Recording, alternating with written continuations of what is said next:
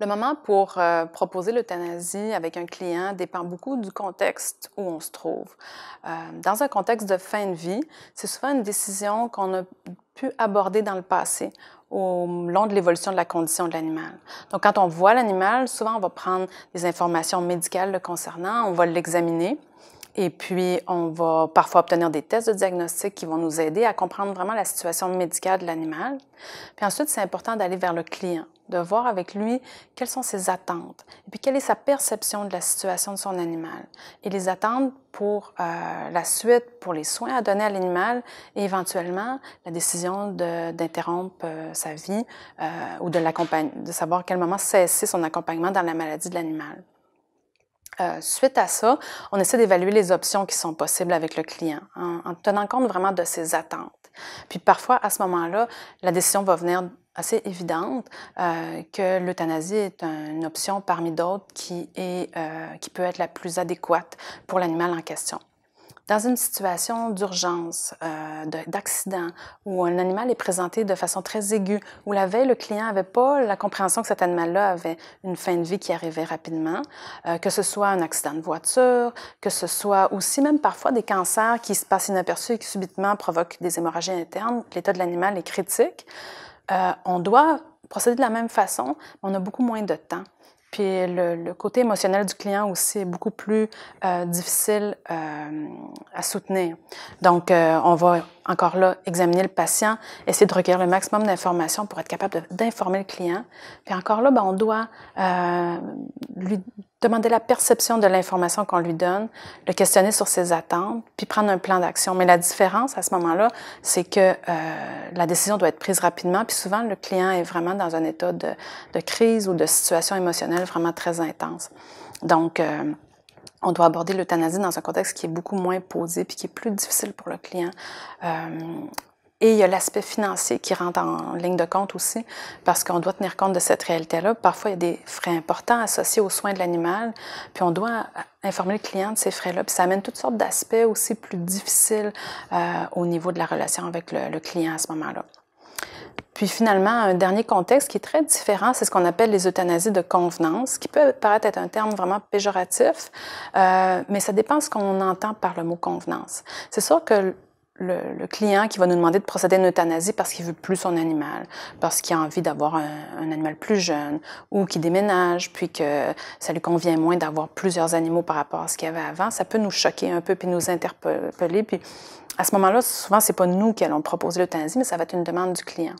Par contre, quand on s'arrête, réfléchir, il y a des situations où vraiment, quand on n'est pas dans le jugement, mais dans la compréhension de la situation du client. L'exemple que je donne souvent aux étudiants, une personne âgée qui est plus autonome, qui a 3 chats obèses, âgés, qui viennent pour nous les porter, qui aimeraient les faire adopter. On sait bien combien il y a d'animaux dans les refuges. C'est très difficile de faire adopter des animaux dans ce contexte-là. Puis la personne peut être démunie puis avoir besoin de notre aide pour le soutenir. Puis parfois, ces cas-là, oui, c'est une convenance, mais une situation où pour le bien-être de l'animal puis les difficultés que vit le client peut être aussi abordée ou acceptable dans ces situations-là. Je pense que premièrement, ça dépend beaucoup de toutes les circonstances de chaque individu, donc du cheval lui-même. Est-ce que c'est un jeune cheval? Est-ce que c'est un cheval de 25 ans? Quel est son problème? Est-ce que c'est violent, de la douleur violente? Est-ce que c'est chronique, dégénératif? Donc, on a plusieurs circonstances qui peuvent varier. On a les circonstances du propriétaire. Est-ce que c'est quelqu'un qui a une ferme? Est-ce que c'est quelqu'un qui a un cheval en pension? Donc, toutes les circonstances du cheval en particulier et de son propriétaire sont le premier critère. Par la suite, ce que je trouve très utile, c'est d'utiliser un peu des structures de critères. Il y en a 2 dont je me sers. Le premier, celui de l'AEP, qui est l'American Association of Equine Practitioners. C'est l'association la plus importante des vétérinaires équins, qui a établi 5 critères pour légitimiser, si on peut dire, des circonstances selon lesquelles on serait face à l'euthanasie. Et la convention est qu'il faut en rencontrer 3 des 5. Donc, ces 5 critères-là étant notamment donc qu'un cheval ait une condition de douleur permanente qui nécessite des traitements et de la médication de façon permanente. Ça, c'est le deuxième. Le troisième serait que le pronostic est sans espoir. Donc, il n'y a aucun espoir de guérison. Si un cheval a eu 5 chirurgies de colique, qui en a besoin d'une sixième, il y a peu de chances que ça fonctionne. Donc, pronostic sans espoir, de devoir être confiné à un box, de ne pas pouvoir survivre comme un cheval normal en liberté et probablement qu'il ne pourrait pas subvenir à ses propres besoins, donc bouger pour aller boire, se nourrir, et finalement être un danger pour les chevaux qui l'entourent ou les gens qui s'occupent du cheval. Donc, par exemple, un cheval neurologique qui ne contrôle pas ses gestes, qui a manque d'équilibre, pourrait être dangereux. Donc, ces 5 critères-là, si on en rencontre 3 sur 5, on est dans quelque chose qui nous structure l'euthanasie. L'autre chose que j'aime beaucoup penser, c'est les 5 libertés de Bradwell, là, qui étudiait le comportement animal en Angleterre et qui a établi 5 critères de liberté. Et j'aime beaucoup y penser, je trouve que ça m'aide beaucoup. Donc, qu'un animal doit être libre de 5 choses, la première étant la faim et la soif. Donc, il faut qu'il ait de la nourriture, libre d'inconfort, donc d'avoir un abri, de pouvoir se reposer, libre de peur et de détresse, de stress finalement, libre d'avoir un comportement normal, de pouvoir, par rapport à son espèce, donc d'avoir le comportement normal approprié pour son espèce, donc de liberté, d'avoir des compagnies, de la compagnie, de l'espace, et finalement libre de douleur et de traitement et de devoir subir, d'avoir des traitements pour s'occuper de ces maladies. Donc, en faisant un amalgame un peu de ces 3 choses-là, les critères de l'AEP, les libertés de Bradwell, puis les circonstances de chaque animal, j'arrive à me situer puis à me mettre dans une zone où je peux dire oui, on est là ou on n'est pas là, ou où est-ce qu'on se situe, là. Donc, les éléments dans ma pratique qui vont me permettre de déterminer que c'est le bon moment de proposer l'euthanasie à mon client, il y a différentes possibilités. Un assez fréquent, c'est si j'ai une mauvaise réponse à un traitement médical, malheureusement, l'animal dépérit, ses chances de retour en production ou même éventuellement en reproduction, donc sa place comme animal dans l'élevage est compromis.